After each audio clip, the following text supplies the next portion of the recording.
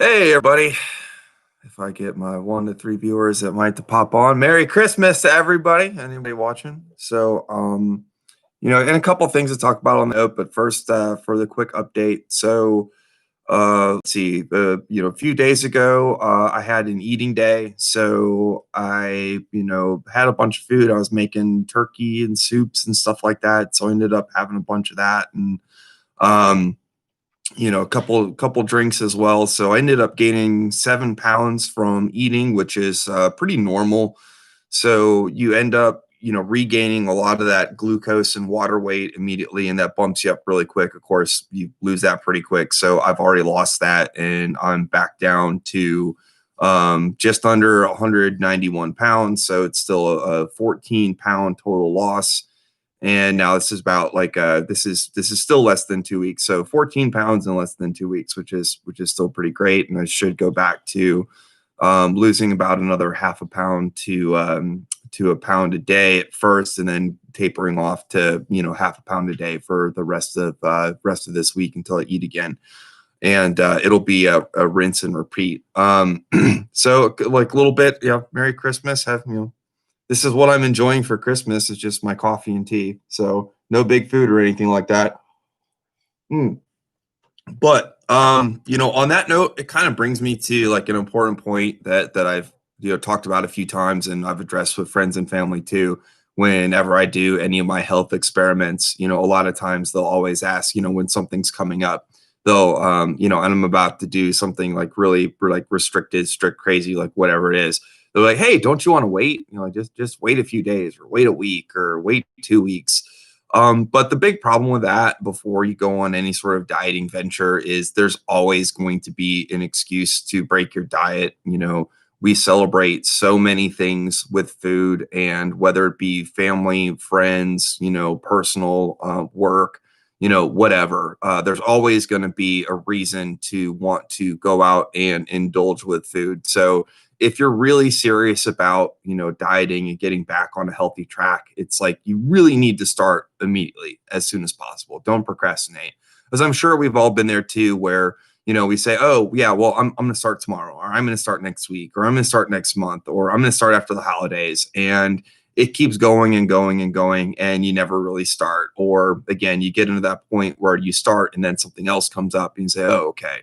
And if you do moderate things, or you don't dive headfirst into like a diet, like, it's okay. Everybody can just make some small adjustments, to try to get on track or healthier. Cut out those refined sugars, eat less desserts, eat less candies, like whatever it is. Stop drinking soda. You can always do a little something to help. I mean, granted, you're not going to see any major changes from those little things, but it still can be valuable. And particularly, make sure to get nutrition. That's one of the best things that you can do, regardless of cutting anything out. I think the better approach is try to eat something else that's more nutritious. The other part is the mentality aspect, because if you have the mindset, hey, I'm going to cut this out, right? That's a negative, and dieting's tough enough already. So if you have that negative in your head, it can hinder your diet. And so if you say, hey, I'm going to replace this with something healthier, right? That's a more positive. And every little bit helps. So yeah, so on Christmas, now I don't really celebrate holidays.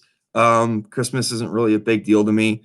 So it's not a really big deal that I'm not going to eat or fast or have eggnog or anything like that, whatever your Christmas stuff is. So I'm a little bit fortunate there, although Thanksgiving is my favorite holiday.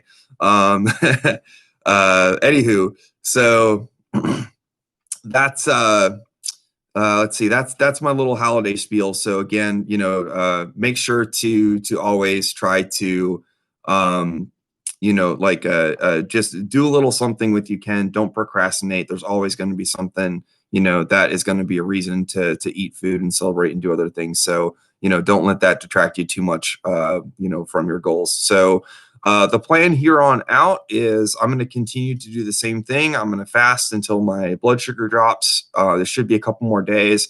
On that note, again, so it's been, this is day 2, right? So it's been like 50 plus hours, since I last, really ate. And I should see my blood sugar dropping around the same, because it's already in that dip. It went pretty quickly, up into the 100 range after eating.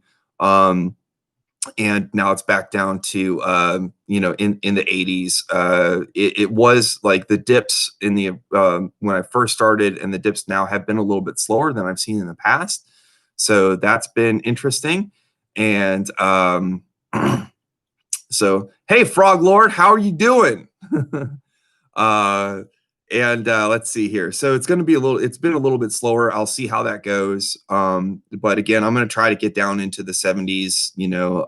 If it drops, pretty well, I'm going to get down into the 60s before, I eat again. And so this time, because I did not get where I wanted to last time, I am going to do primarily fast. Going forward, I'm going to be doing some more eating. I'm actually writing about the two methods that you can do when you're refeeding. You can either start with a very severe caloric deficit diet, and so you can eat just like super nutritious stuff. I talked a little about it before. So like like a cup of milk, an egg, powdered greens, some proteins and meats, stuff like that. Just get the variety of nutrients every day, and try to keep it under around 400 calories a day. 500 is good too, but definitely try to keep it under 500. I think that's actually what qualifies a very severe caloric deficit diet. So you can keep it down like that, or you can do the gorging refeeds, just almost no limit to what you eat, just completely refeed, have like a 16-hour feeding window, basically the one day from when you wake to when you go to sleep, eat as much as you can. And if you do that in this approach, though, I do have to caution there is a bit of a strategy that you need to do in refeeding, because the first meal that you have is going to hit you like a brick. Try to start off with something easier like fruits. Wait a couple hours, try to eat a little more again. You can step it up a little bit and eat a little bit more. I'd recommend like, eggs, dairy if you're not lactose intolerant, fish, stuff like that. And then go for the big meals with all the fatty meats and stuff like that. And then throw in whatever you can. And so those are the two approaches. I'm going to write about it in more detail. I'm actually really hoping to pump this book out in a couple weeks.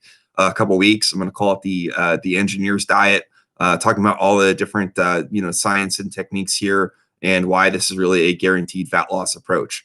Of course, hopefully everybody that's watching the videos is going to see my continued weight loss. Everybody has a chance to be fallible and fall out. Hopefully that's not the case. I really haven't, broken any time that I'm making videos like this. And that's one of the reasons to create incentive. And on that note too, if you are, hey, it's getting past the holiday. So if you are going to be doing a diet, create that incentive, right? Make your videos if you want, tell your friends, tell your family, get really hyped about it. Try to get some investment out there where you're being held accountable. And so I'm just being asked a question. What's your ideal weight? And how much are you now? So yeah, so I just weighed in at just under 191 pounds, and my goal weight is going to be to get to 160. And part of that goal weight is adjusting for the 5 to 10 pounds that I'm going to gain back as soon as I start eating from those glucose and water stores. So you always want to be aware of, again, what I call your true weight without all those that excess glycogen and water retention, and what your like normal eating weight is, because your target for weight loss needs to be a little bit less and account for that. So when you go back to normal eating, you are actually going to get up to what your goal weight is. Anyway, so that's the plan. So yeah, this is going to be another month and a half, hopefully not too much more than that, to get down to that weight. I'm definitely hoping to lose.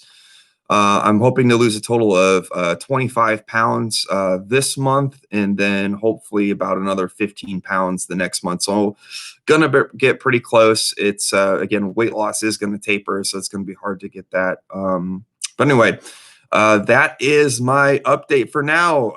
Merry Christmas and happy holidays to everybody out there if you're celebrating, and I'll keep everybody posted.